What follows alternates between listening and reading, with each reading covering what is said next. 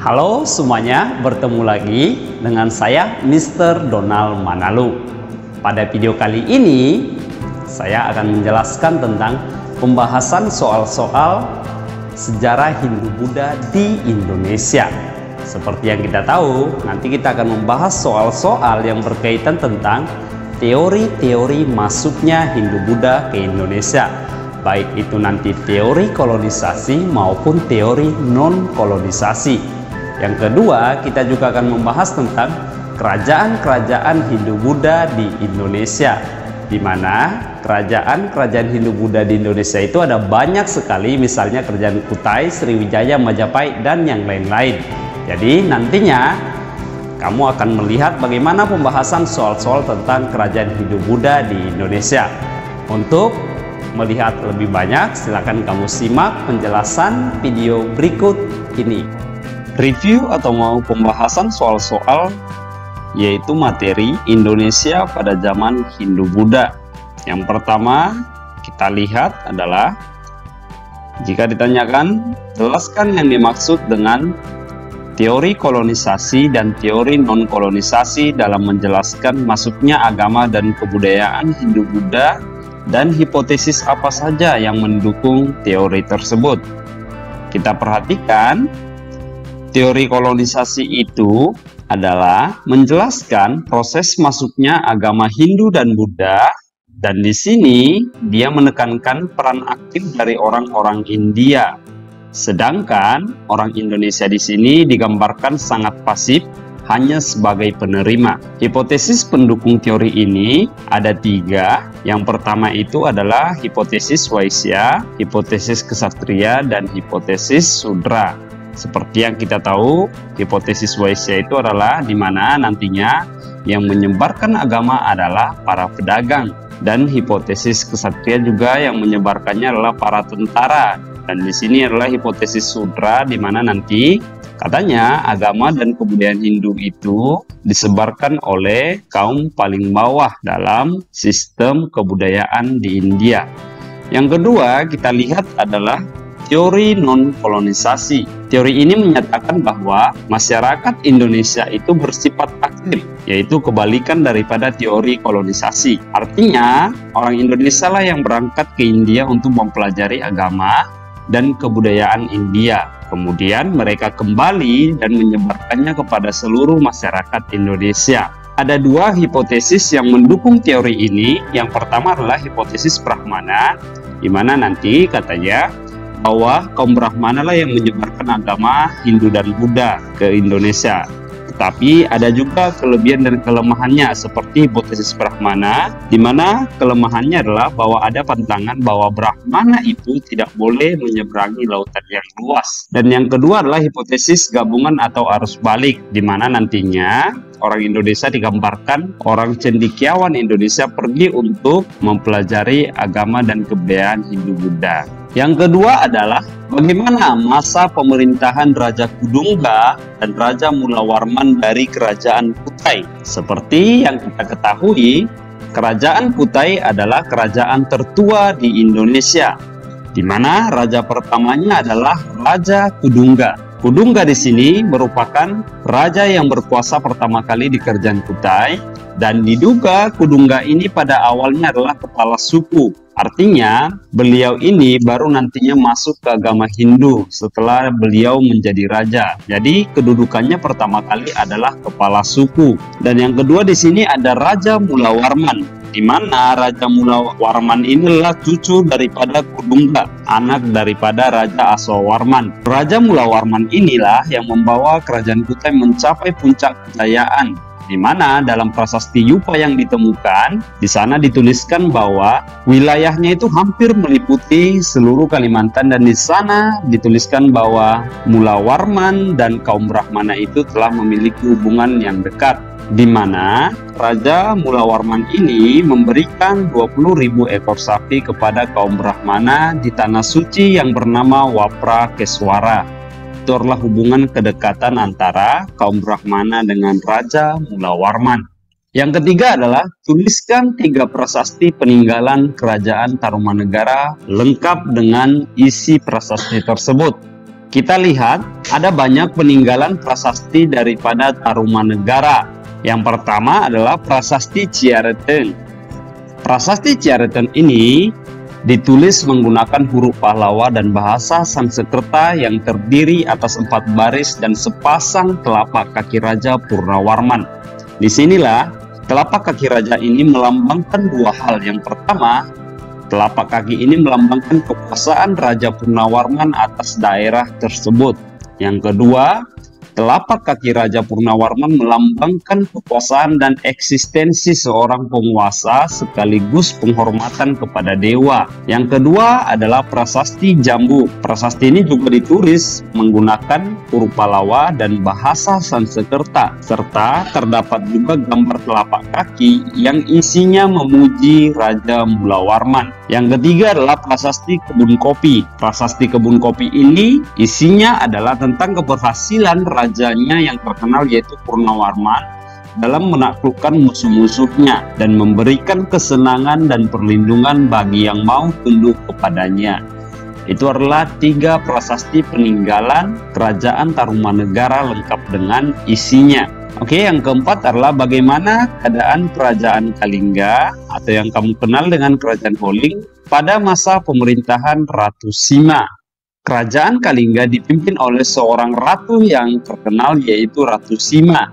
Kepemimpinan Ratu Sima dikenal sangat keras tapi adil dan bijaksana. Bahkan sempat beberapa kali Ratu Sima itu melakukan yang namanya pengujian terhadap rakyatnya atau tes kejujuran, di mana ratu itu menaruh kantong berisi emas di persimpangan jalan untuk menguji kejujuran rakyat Kalingga. Sampai 3 tahun tidak ada yang berani menyentuh kantong emas tersebut. Tapi nanti suatu ketika anak atau putra daripada Ratu Sima ini menyentuh kantong tersebut, sehingga nantinya dilakukan hukuman pemotongan kaki terhadap putranya tersebut. Ini melambangkan bahwa ratu tersebut sangat adil dan bijaksana.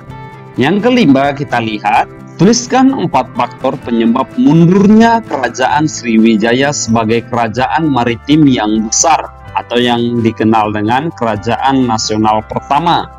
Ada banyak faktor penyebab mundurnya Kerajaan Sriwijaya sebagai kerajaan yang besar. Tapi yang pertama kita lihat adalah faktor geografisnya.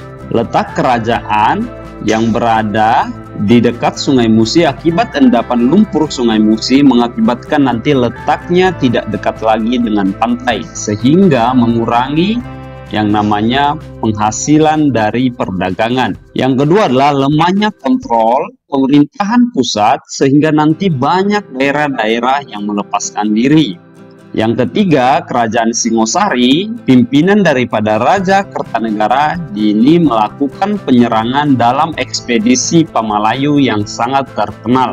Nantinya kerajaan-kerajaan ini bisa dikalahkan oleh Kerajaan Singosari. Yang terakhir atau yang keempat ini kita lihat di mana Kerajaan Kolamanda, pimpinan daripada Raja Rajendra Koladewa itu menyerang 2 kali ke Kerajaan Sriwijaya. Bahkan serangan kedua nantinya raja daripada Kolamanda ini berhasil menawan Raja Sriwijaya. Itulah penyebab hancurnya Kerajaan Sriwijaya sebagai kerajaan maritim yang besar dan kuat. Kita lihat nomor 6, apa saja peninggalan Kerajaan Sriwijaya yang dapat kita temui hingga saat ini.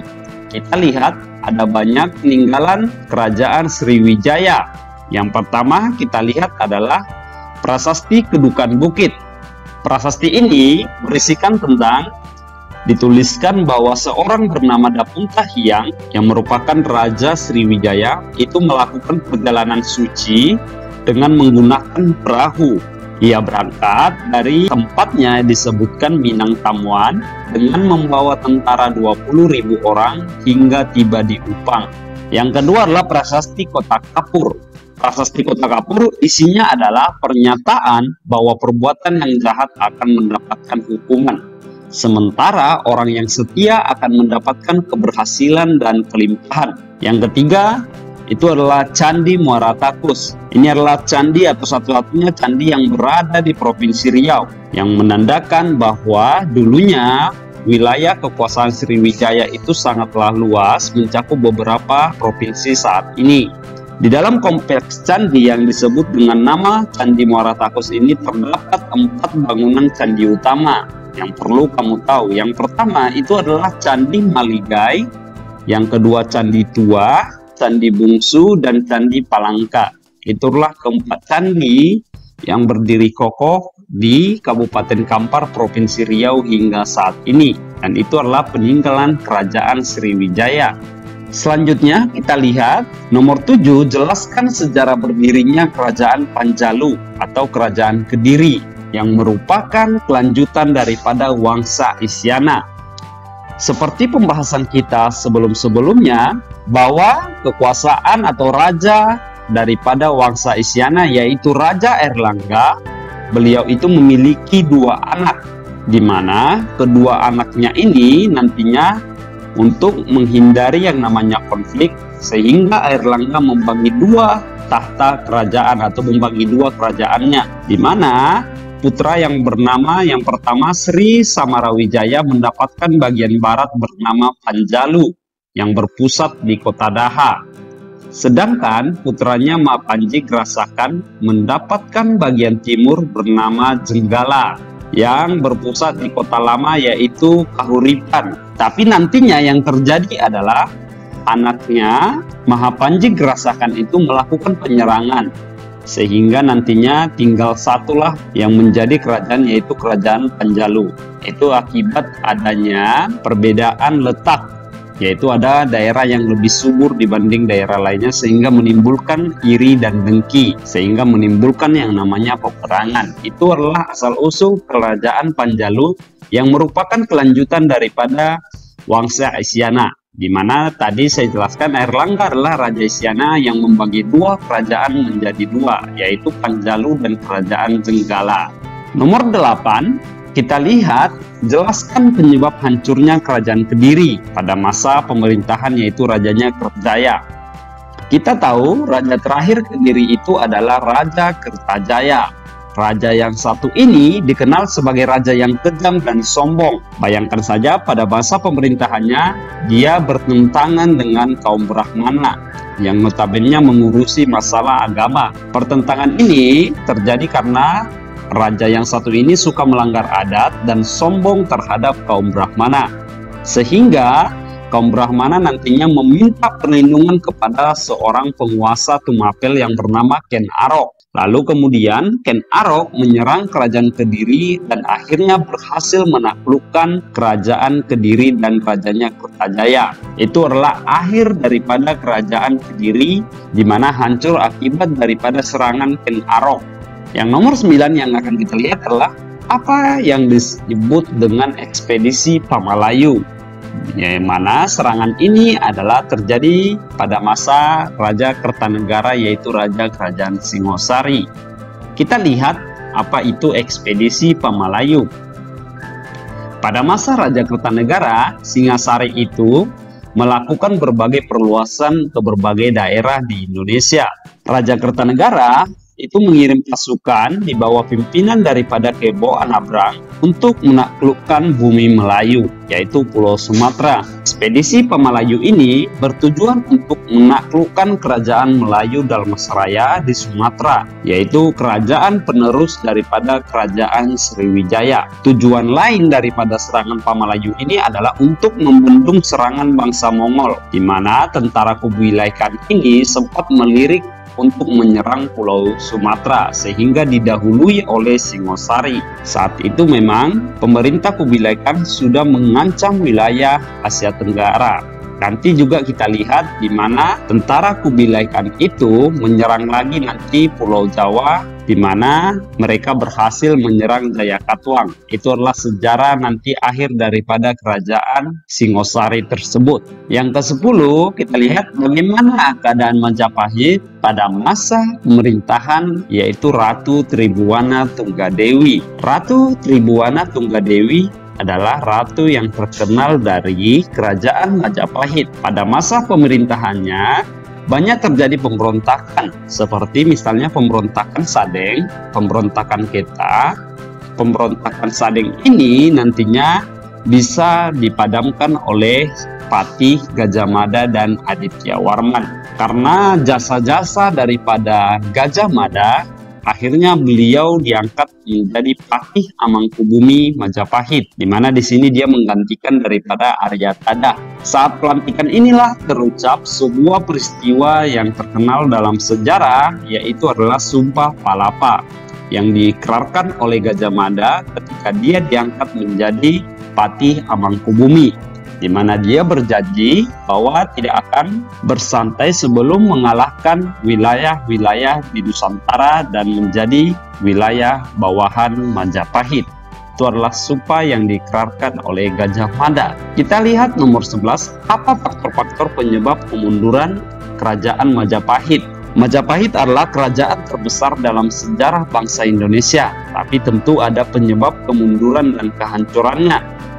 Yang pertama, penyebabnya adalah meninggalnya Gajah Mada.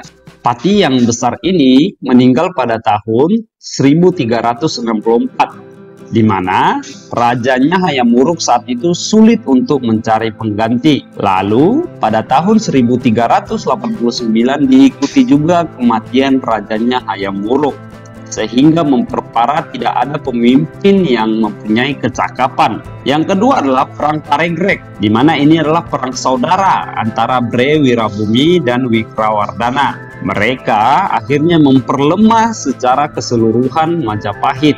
Yang ketiga, banyak daerah Majapahit yang melepaskan diri. Tentu ini akibat daripada tidak ada raja yang memiliki kecakapan yang bagus dan adanya konflik dalam kerajaan. Tentu sehingga membuat daerah-daerah bawahan itu banyak melepaskan diri. Yang keempat, berkembangnya agama Islam di pesisir pantai utara Pulau Jawa. Disinilah mulai muncul kerajaan-kerajaan Islam di Pulau Jawa. Tentu mengurangi eksistensi daripada kerajaan Majapahit. Yang ke-12, jelaskan pengaruh masuknya kebudayaan Hindu-Buddha terhadap seni relief Indonesia. Masuknya agama ke Indonesia mempengaruhi banyak hal, tentu tidak terlepas daripada seni rupa, yaitu seni pahat dan seni relief. Pada relief Candi Borobudur yang kita lihat sekarang ini, di sana tidak hanya menggambarkan agama Buddha atau agama-agama tertentu, tapi di sana juga tergambar jelas bagaimana budaya asli Indonesia. Suasana kehidupan yang digambarkan dalam relief tersebut adalah suasana kehidupan masyarakat dan keadaan alam Indonesia. Hal tersebut bisa kita lihat dari adanya relief di Candi Borobudur itu. Salah satunya adalah rumah panggung yang merupakan rumah tradisional dari Indonesia. Yang kedua, relief burung merpati, relief perahu bercadik, di mana kita tahu perahu bercadik itu adalah perahu nenek moyang khas asli Indonesia. Itulah yang membedakan antara candi di Indonesia dengan di India. Candi di negara kita itu mengikuti tradisi-tradisi lokal. Baiklah, itu dia tadi pembahasan soal kerajaan Hindu-Buddha di Indonesia. Semoga pembahasan soal ini menambah ilmu pengetahuan kamu sekalian. Sekian yang dapat saya sampaikan, saya ucapkan terima kasih.